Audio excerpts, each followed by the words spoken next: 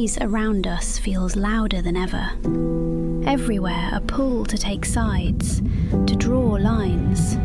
Yet, beneath the noise, a longing endures, to live in peace, to belong, to find meaning.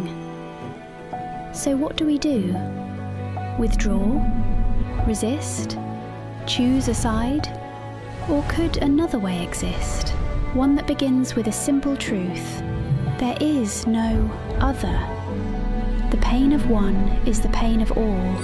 The hope of one belongs to all. Everywhere, groups of people are widening the circle of us.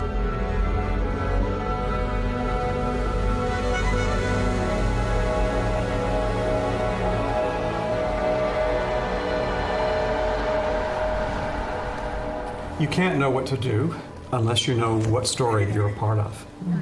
And the insight we have from Baha'u'llah is that we are part of the story of the maturation of humanity. A new story is taking shape, quietly, patiently, together.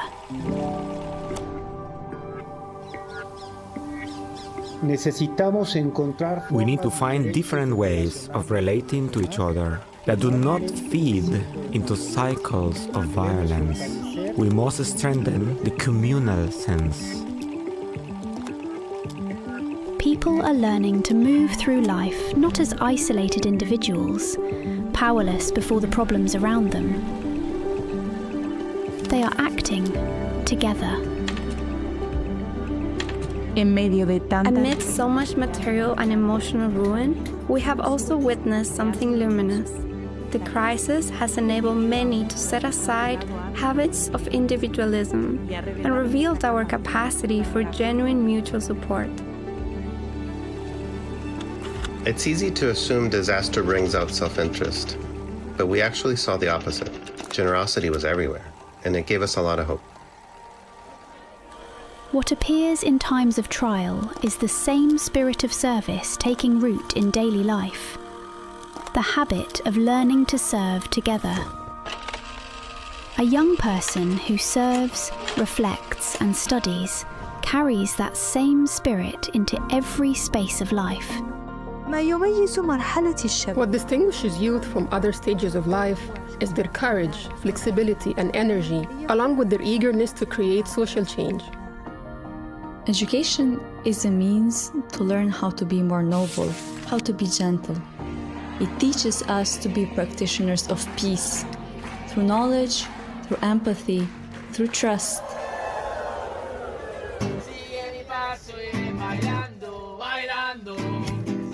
When you put coherence, service, relationship, and values at the center, suddenly our true nature comes to life. For these young people, their professions become fields of service, where they approach science and religion as two harmonious ways of knowing. If we take this notion of a human being being both a material and a spiritual being, and an understanding of health that recognizes that both our material and our spiritual natures can be impacted by both health and by disease, we would come up with different approaches to addressing some of the challenges that we are encountering within our fields. When challenges appear, they no longer ask, "How can I get away from this?" but "How can we face this together?" I guess society shapes us in a manner that is quite individualistic. But I think in some places this culture is beginning to change. A lot can be achieved when people cooperate. This marks a new consciousness, a sense of community that travels with each person. The more we turn outward and work with others, the better we grasp the meaning of our common humanity. Families, too, are being reimagined, not as solitary households, but as a supporting network, serving side by side. They make decisions together and support one another equally. But these patterns also influence service beyond the home. It's very inspiring for the neighbors when they just observe the father not just bringing money or providing the means, but he's himself engaging in teaching morals to his children together with his wife. When there is unity in our family, we can form a community. And when there is unity and love in the community, only then can its light spread throughout the world. What takes shape is more than cooperation. Labels begin to fade. What matters is the shared longing to build a better world. When we speak about identity, what comes to mind is our ethnicity, nationality, religion, or gender. But what we are beginning to understand is that we possess an inherently noble identity that transcends these limitations. At the core of today's divisions is a crisis of identity.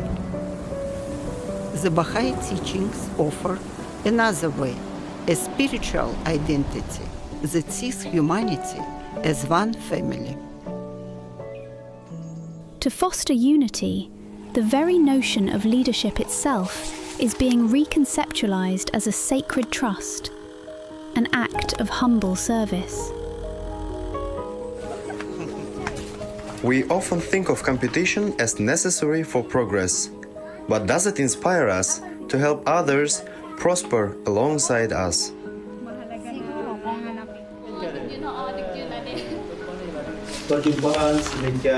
This forum is for us to profoundly consider and discuss the development of our villages, both spiritually and materially. Wherever people gather to learn, to decide, to build, they discover themselves as protagonists in a joint story of progress. The Baha'i community's commitment to gender equality and justice is rooted in the belief that all human beings are created to carry forward an ever-advancing civilization, and that gender equality is a prerequisite for peace. A number of women were very keen, and they said that they would do everything that they can to see to it that a secondary school is established within the village. This project has inspired many people to reconnect with the land and to rediscover the joy of planting.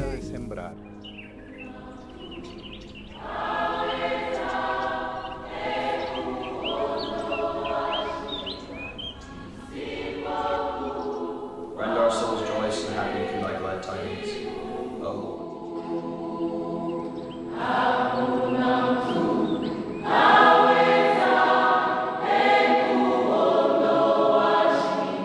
These are the havens of peace, glimpses of new patterns of life that people are learning to build through collaboration.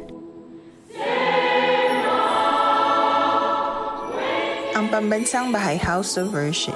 The National Baha'i House of Worship will serve as a beacon of hope for the community, inviting everyone to gather, to pray, and to live in unity.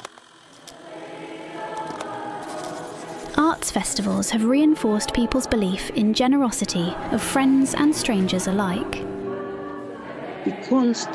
Art has great power to create connections among people. The atmosphere at the House of Worship fills you with hope. Building these havens will take the efforts of many generations. This generational effort finds its most poignant expression in the land of the Baha'i faith's birth. The process has been happening for 150 years. It's only with the emergence of the full picture that we can look back and say they were building these communities, they were creating the environment in which women could be more effective, in which children's education was at the centre of the community, central concern of the community, in which these ideas of collaboration and consultative decision making were central.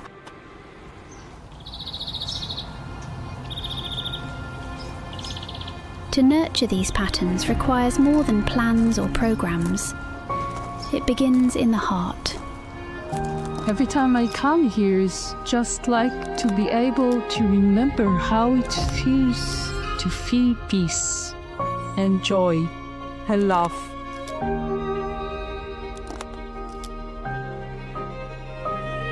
When we look upon others and see no stranger, when our hearts kindle with kindness for all who cross our path, something shifts.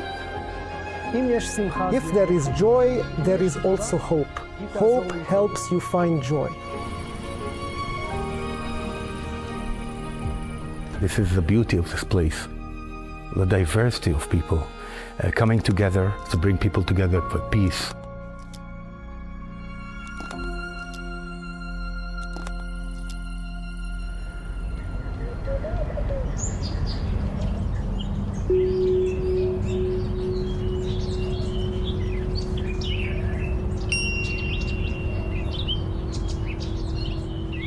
In all these ways, the distances between us vanish.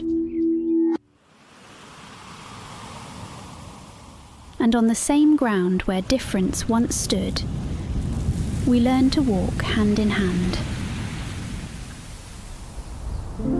The life of Abdul-Baha saw no separation between friend and stranger.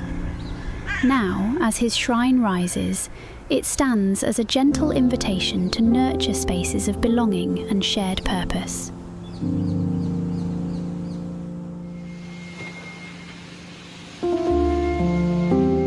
We have Jews, we have Arab Muslim, we have Arab Christian, we have Druze, and all have come under the same roof and working harmoniously and creating an environment that not only empowering themselves in the relationship, and it has created a unified vision, which is the shrine itself.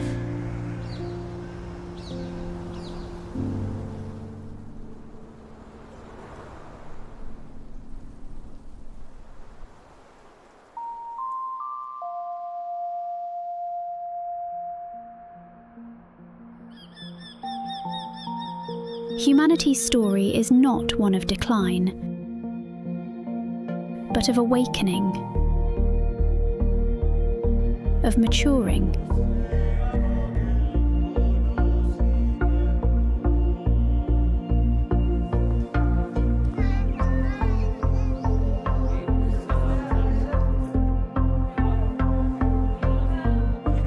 Through every act of service, every gesture of understanding, the oneness of humankind comes more clearly into view. Quietly, patiently, together.